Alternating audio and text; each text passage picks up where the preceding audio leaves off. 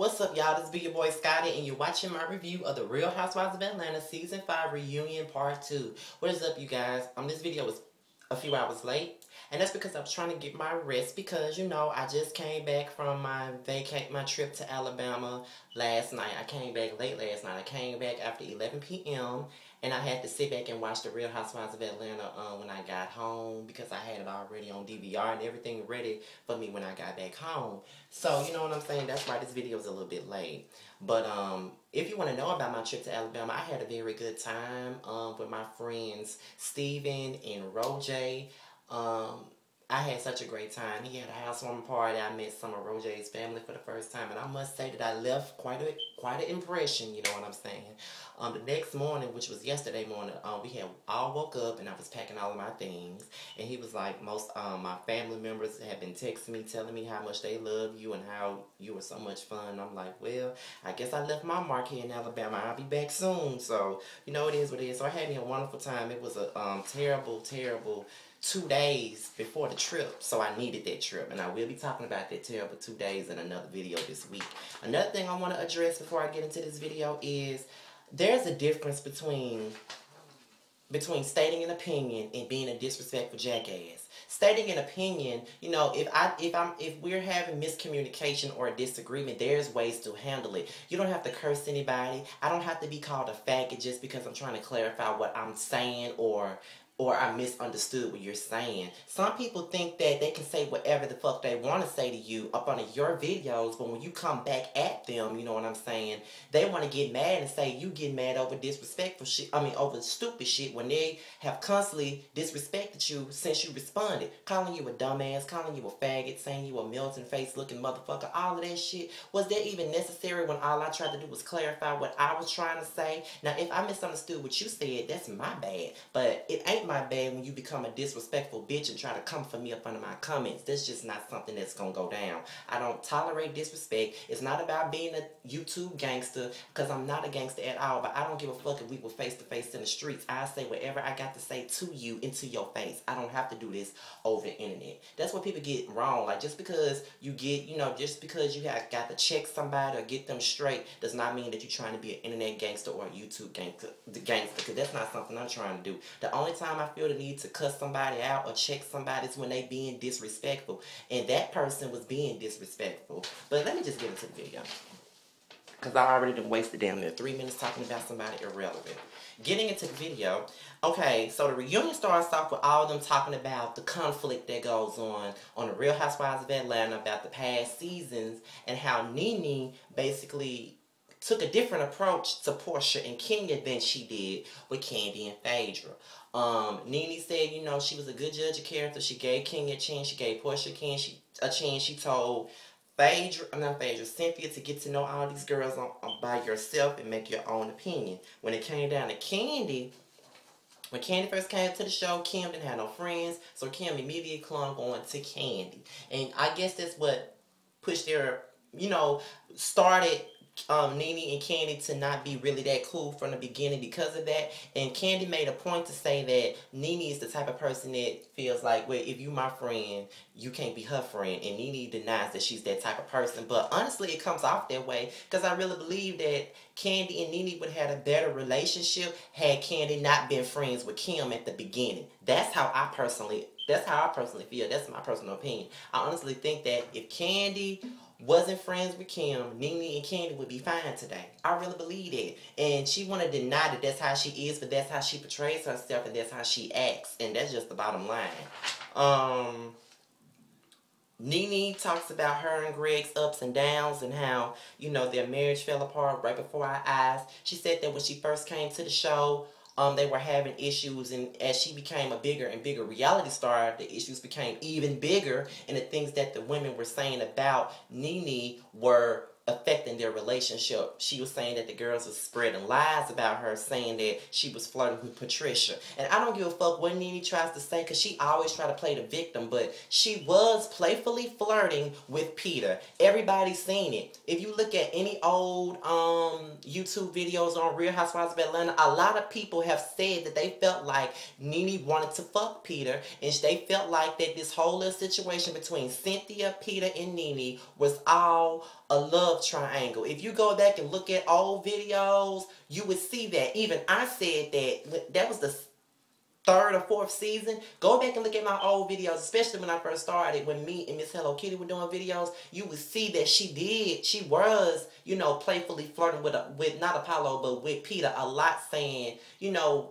that I just love Peter, baby, blacker the berry, sweeter the juice, or some shit like that. Like, she did say some shit like that. Like, she was playfully flirting with Peter. And I just feel like Nene is full of shit, because she can try to make everybody own up to what the fuck they did, but she can't own up to flirting with Patricia. Bitch, you was flirting with him. Just say that. I know you don't want to lose your friendship with Cynthia, but Cynthia too far up your pussy to even, you know, tear you apart. So you ain't got to worry about that. Just admit that you were playfully flirting with Peter. You were playfully flirting with Peter. When Candy said you were playfully flirting with him, no, I was not playfully flirting. Yes, you were, bitch. And you know you was. So stop pretending like you wasn't. You know what I'm saying? Like, just keep it 100. And that's something that you claim to do, but you full of shit most of the time because you don't keep it 100. And that's what I think.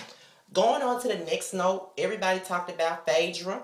This was all about Phaedra, and I must say that they really went in on Phaedra. We first started off when we first talking about Phaedra with the whole Cynthia and Phaedra situation, about the butt down situation. Now, I said this before. Phaedra was on some bullshit because all she had to do was say, you know what, Cynthia, I said I didn't give a fuck. It didn't have nothing to do with you. It didn't have nothing to do with our relationship. I just really didn't care. I could care less if y'all came or not, because it was all about my kid. If it was just me, my kid, my mama, and my husband, that would have been just fine with me. But no. You felt like some bug was biting you on your titty. You started laughing because you knew that you got caught. And, you know, you refused to hear what Cynthia had to say when she had recorded evidence. You know, you made yourself look like a fake-ass bitch for lying like that. And I just didn't respect that at all, Phaedra. Like, I love you to death. I'm Team Smiles all the way. But I really wasn't fucking with you when you did that. That was some foul-ass, shady-ass shit. All you had to do was own up to what the fuck you said. If I was you, I would have told Cynthia that I said that, and I probably would have given her an apology if her feelings was hurt, because of the simple fact you never want to hurt somebody's feelings. So all you had to do was do that, but you didn't do that. You chose to lie about it, and that was recorded evidence. Then, you know what I'm saying, Andy asked Phaedra, was she making Keontae relevant, which is Kenya, and she says yes. And she is making Kenya relevant, because I haven't seen any interviews where Phaedra was talking about Kenya, but Kenya is always talking about Phaedra. Kenya talks about Phaedra on her Twitter when the show goes on. Phaedra don't even tweet about Kenya, because Phaedra don't give a fuck about Kendarius. And you know what I'm saying? It's really crazy how she says that, you know, Phaedra got a big ego, but bitch, your ego is bigger than anybody else's on the motherfucking show, okay? You came on this show for relevance. You talk about how big let's think about how big your ego is. You think because you did about 1 or 2 lines in a couple of films that nobody remembers you being in, you think that you some hot shit. You not. Like, you use that motherfucking Miss USA title to the fullest. Like, you use that as a fucking crutch to feel important or some shit. Like, you entitled for somebody to treat you a certain way. Bitch, you ain't nobody. Like, you don't tell nobody how you supposed to be treated. You don't treat nobody else with common courtesy nor respect. So what makes you think that anybody else would want to treat you with the same type of common courtesy and respect that you don't give to nobody else? So I ain't fucking with Kenya. I'm sorry. I'm not fucking with her. I don't give a fuck if the show was about her this season. I'm not entitled to like that bitch, and I don't like her, and that's just what it is. I'm not just gonna hate on somebody just cause somebody got to do something that I don't like in order for me not to like them. And Kenya has rubbed me the wrong way the whole season, so no, I don't like the bitch. Nene told us what Phaedra did to her, and I must say that Phaedra was dirty and low down for going to that woman's half-sister, trying to invite them to the party, trying to get them on camera to talk shit about Nene. Now, Phaedra was dirty and low down for that. And if I was Nene, I would have felt some type of way about it too.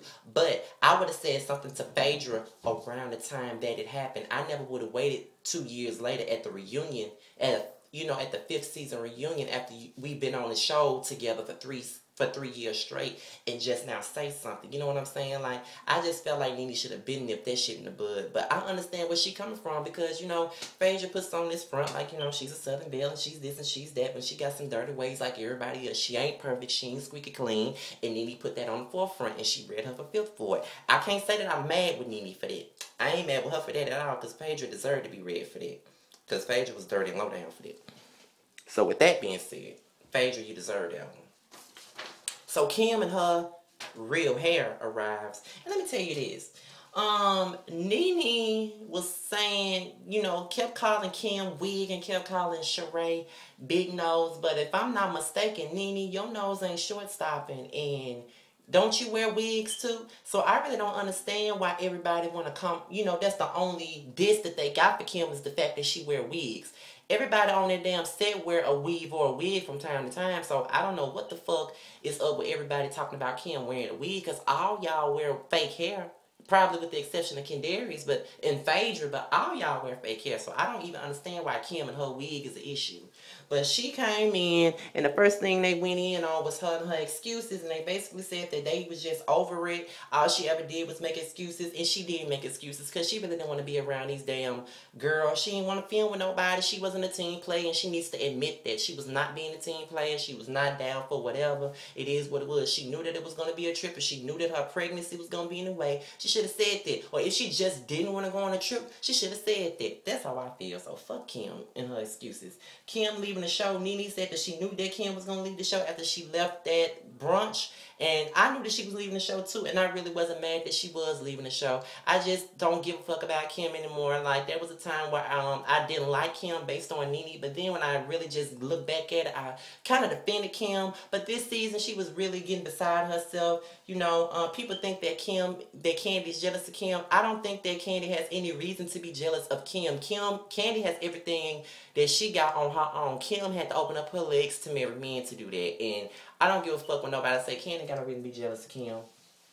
I'm not even gonna go back and forth about this petty ass argument about the name Cash. Who cares? It's a whack ass name anyway. I don't even like the name. It's ugly anyway. So who the fuck cares? Like, Kim, you can name your child whatever you want to name it. Candy, you can name your child whatever you want to have. But stop being mad over a name over a child that ain't even been made yet. Sit your ass down, Candy. Shit. Then, you know, they all talked about the end of Candy and Kim. You know, they basically said that they had a friendship, but it's now dissolved.